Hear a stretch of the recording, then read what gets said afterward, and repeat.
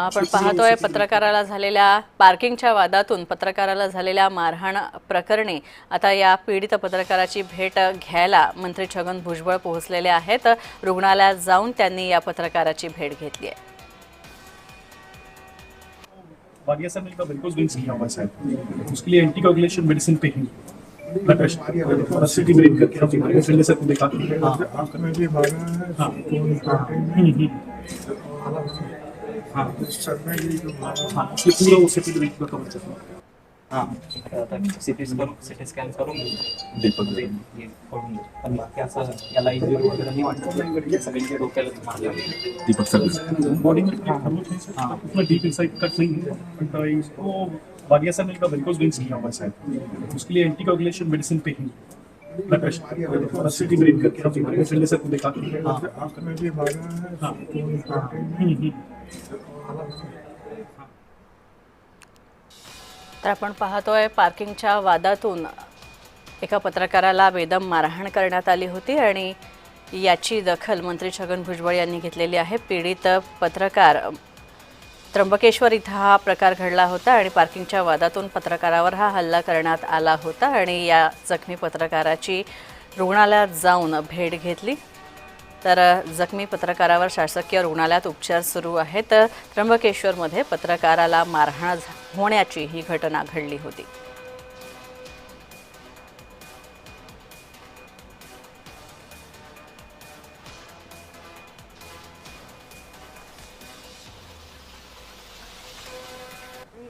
हा जो टोल वसुलीचा किंवा काय असेल त्यांचा तो मी कसले पैसे घेतात मला काही कल्पना नाही आहे, कारण ऑक्ट्रॉय तर सध्या नाही आहे आपल्याकडे।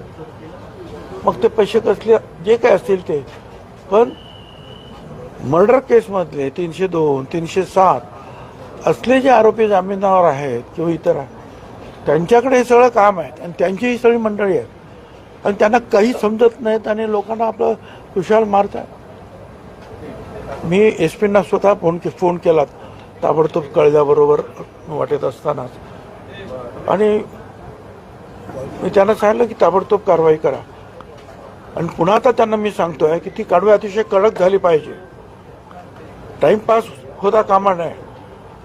आता स्वतः यांना जे आणलं हॉस्पिटलमध्ये ताबडतोब आणण्याच्या ऐवजी जे आहेत बराच वेळ तिथेच होते आणि तिथले जे इन्स्पेक्टर ते काय करतात, पोलीस काय करतात, त्यांना माहिती नाही का हे दादा लोक कोण आहेत तिथे, त्यांना काहीच कल्पना नाही आहे का? आता यांना मारलं आणि सगळे एकत्रित होते सगळे मीडियाचे लोक म्हणून ही गोष्ट बाहेर पडते आहे। बाकी एखाद दुसरा जो व्हॉट्सअप जात असेल त्याचे काय हाल आहेत, त्याची तर काही सुनवाईच नसेल। तर या पद्धतीनं जे आहे कारभार होता कामा नये। म्युन्सिपाल्टीने सुद्धा अशा प्रकारच्या लोकांचा ताबडतोब जर त्यांना काय ठेका दिला असेल तर तो रद्द केला पाहिजे। किंवा मी पोलिसांना सांगणार आहे की जर अशा प्रकारचे लोक कामाला ठेवले असतील आणि असे प्रकार घडत असतील तर ज्यांनी त्यांना अथॉरिटी दिलेली आहेत त्यांना सुद्धा जे आहे विचारपूस झाली पाहिजे, त्यांची सुद्धा चौकशी झाली पाहिजे। आणि ठीक आहे, तर आम्ही सगळे आहोत आणि पत्रकारांना सुद्धा मी सांगतो आपण काळजी करू नका।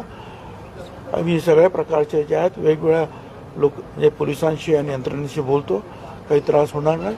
आणि आपले जे इतर जे आहेत सवंगडी आहेत दुसरे दोघे जण तिकडे त्यांना पण आणून पूर्णपणे पुन्हा एकदा इथे चेक करून घ्या व्यवस्थित, कारण आज आता बरं वाटेल आणि मग परत संध्याकाळी किंवा रात्री त्रास होईल असं काही होता कामा। राज्यभरातले अनेक पर्यटक त्या ठिकाणी येतात, तर तीर्थक्षेत्र आहे, प्रचंड दादागिरी या ठिकाणी काय? अहो हे तीर्थक्षेत्रामध्ये ही दादागिरी मारामारी काय कामाची आहे? आणि तुमच्याच त्या गावाचं महत्त्व वाढवायचं काम हे मीडिया करते ना, प्रसिद्धी देऊन। तर काय आपलं नाव जाणार आहे जगामध्ये, काय नाव जाईल त्या त्र्यंबकेश्वरचं आणि आपल्या सगळ्यांचं? आणि कुंभमेळ्यात असं होणार आहे का? काय उत्तर द्यायची? सरकारी अधिकाऱ्यांनी काय उत्तर द्यावेत, मंत्र्यांनी काय उत्तर द्यावेत? आणि म्हणून पोलिसांनी ज्या कडक कारवाई करायला पाहिजे हे सगळं पोलीस मनात आणलं तर पोलीस करू शकतात, मला खात्री आहे। उगीच माझं म्हणणं आहे की लकीर के फकीर बनू नका. हे कायदा हातात घेणारे लोक जिथे जिथे असतील किंवा इतरत्र सुद्धा असेल टोल नाक्यावर चौकशी करायचे कोण आहेत ते, त्यांचा पोलीस रेकॉर्ड तपासा आणि मगच त्यांना जे आहे तिथे उभं करण्याची परवानगी द्या.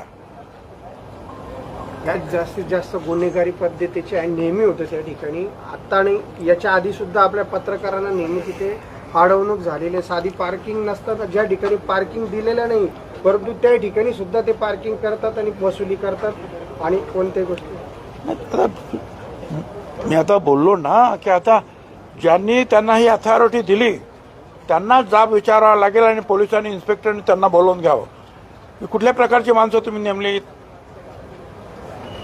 काय तुम्हाला लोक भेटले नाहीत का चांगली माणसं, आणि अशा पद्धतीनं तुम्ही यात्रेकरूंबरोबर वागणार का?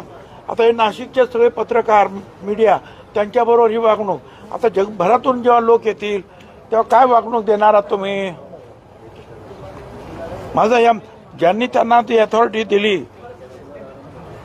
ती काय त्र्यंबकेश्वर म्युन्सिपाल्टी वगैरे काय आहे ती आणि पोलीस तिथले, त्यांना मला हा सवाल विचारायचा आहे की काय उत्तर द्यायचं आपण बाहेरच्या लोकांना, असं जर होत असेल तर. साहेब, पण कायदा सुव्यवस्थेचा प्रश्न नाशिकमध्ये शहरात नव्हे तर जिल्ह्याभरात आहे. आपण याकडे काही मुख्यमंत्र्यांकडे काही सांगणार आहे का? नाशिक बरं लेटेस्ट एका आता या विषयावर कॉन्सन्ट्रेट करूया, त्याला आणखीन तुम्ही जे आहे फाटे फोडायचं काम करू नका. जे काय बाकीचे आहे ते आम्ही सांगूच, परंतु आता हा विषय आहे ना तर याला पूर्ण न्याय देण्याच्या बाबतीमध्ये आपण चर्चा करूया. आता